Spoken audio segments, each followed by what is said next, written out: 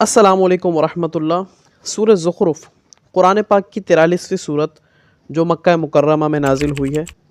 اس صورت کے اندر 7 رکوع ہیں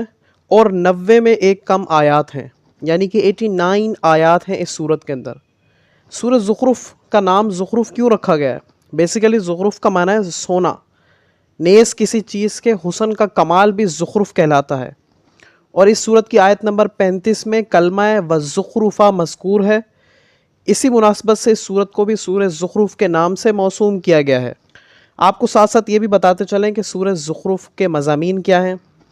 دیکھیے، ہر صورت کی طرح اس کا بھی مرکزی مضمون یہی ہے کہ اس میں اللہ تعالیٰ کی وحدانیت پر ایمان لانے،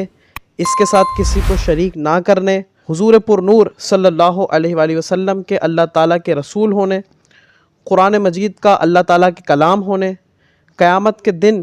مردوں کو دوبارہ زندہ کیے جانے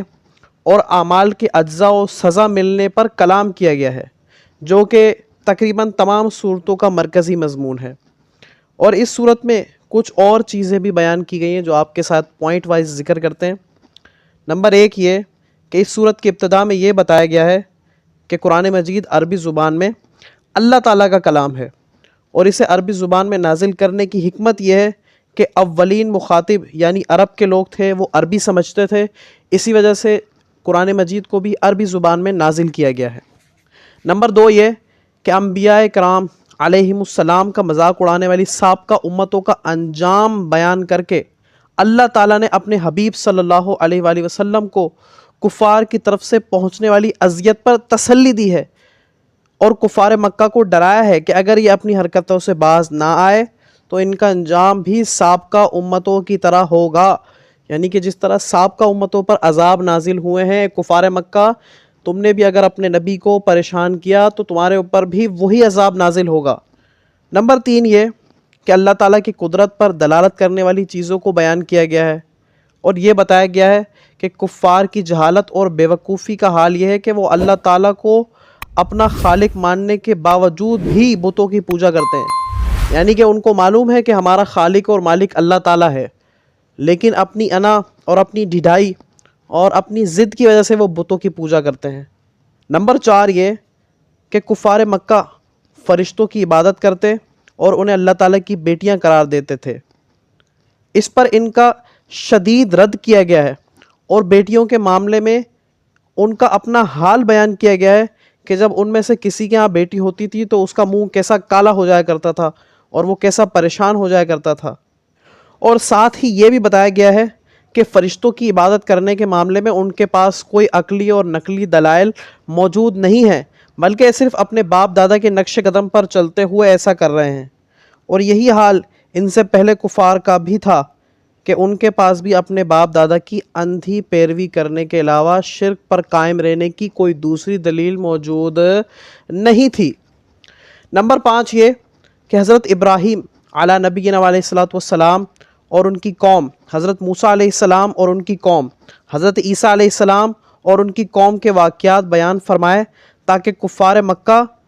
ان قوموں کے اعمال کے نتائج سن کر عبرت اور نصیحت حاصل کریں، اور اس کے ساتھ ساتھ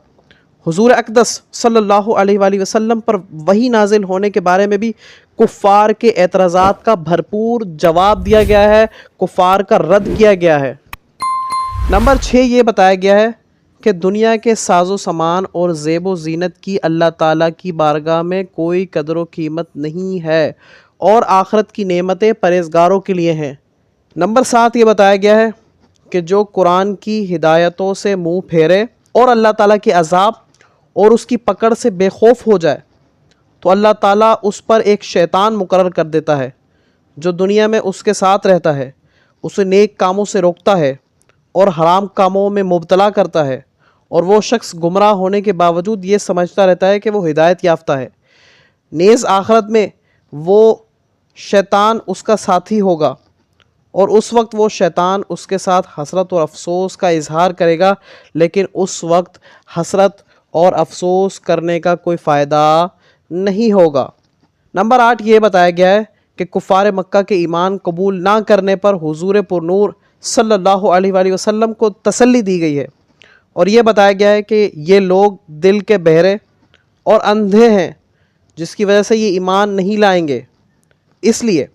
آپ کفار کی سرکشی پر رنجیدہ نہ ہوں، بلکہ قرآن پاک کو مضبوطی سے تھامے رکھیں اور اس کے احکامات پر عمل کرتے رہیں۔ نمبر 9، یہ بتایا گیا ہے کہ متقی مسلمانوں کے علاوہ دیگر لوگ قیامت کے دن ایک دوسرے کے دشمن ہوں گے، اور فرما بردار مسلمان اس دن بے خوف ہوں گے، اور انہیں نیک اعمال کے صدقے میں جنت کی عظیم الشان نعمتیں ملیں گی، جبکہ کافر ہمیشہ ہمیشہ کے لیے جہنم کے عذاب میں مبتلا کر دیے جائیں گے۔ نمبر 10 اور آخری جو اس صورت کے اندر ایک پوائنٹ بیان کیا گیا ہے وہ یہ ہے کہ اس صورت کے آخری میں نبی کریم صلی اللہ علیہ وآلہ وسلم کے خلاف دار الندوہ میں تیار کی گئی کفار مکہ کی سازش کا ذکر بھی کیا گیا ہے۔ امید ہے آپ کو یہ ویڈیو پسند آئی ہوگی۔ اگر یہ ویڈیو پسند آئی ہے تو اسے ضرور لائک بھی کیجیے گا، شیئر بھی کیجیے گا، اور مجھے اپنی دعاؤں میں یاد رکھیے گا۔